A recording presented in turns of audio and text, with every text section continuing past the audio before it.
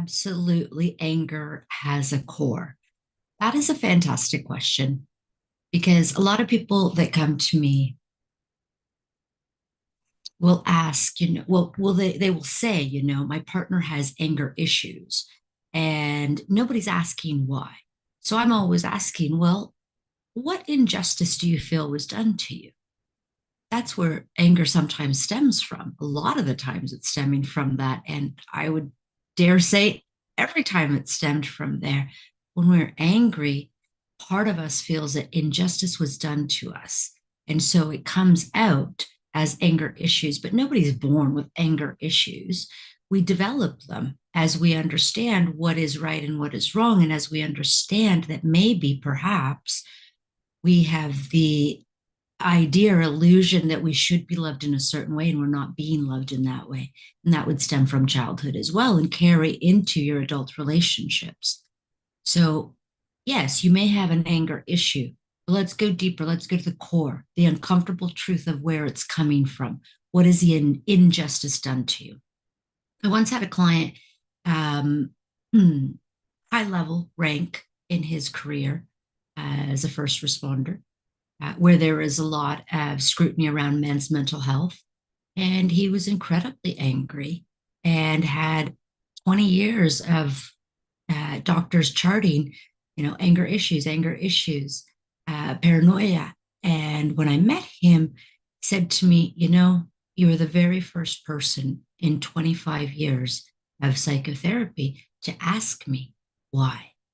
Nobody had asked him why.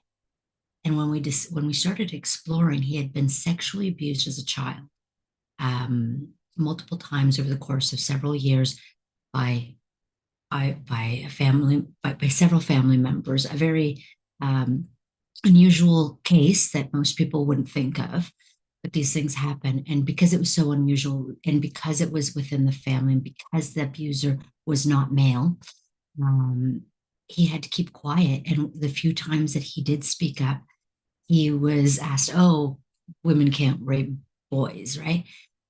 Yes, they can. And so he went on to become, military, and was discharged for having anger issues. But nobody was asking why. And of course, that's the last environment where you want to expose why. And so the work that we did didn't focus on his anger at all, which was refreshing for him. What we did focus on was the abuse and how he felt about the abuse, and gave him that space to speak up from the ego state of the inner child that was abused, so that he could start to release some of that pent up anger, stored anger. See, trauma shows up. It always shows up sooner or later. And quite often, kids with anger issues, they think, well, what's wrong? He's got everything. Well, ask yourself, why is that kid angry? What could possibly make that kid angry? It might be something as simple or trivial to us, but not to them, as, somebody didn't pick them for the soccer team on the playground at recess. Somebody called them a disgraceful name in the classroom for asking a question, right? It could be anything as simple as that, or bigger, deeper, more profound, what we call big T trauma. So if you know somebody angry around you, don't judge them for being angry. Let them know that there's help that they can get to resolve the anger. You don't even have to ask why, but if there's somebody close to you, you're going to want to ask why, and do it in a gentle, soft way. My name is Dr. Z, and until next time.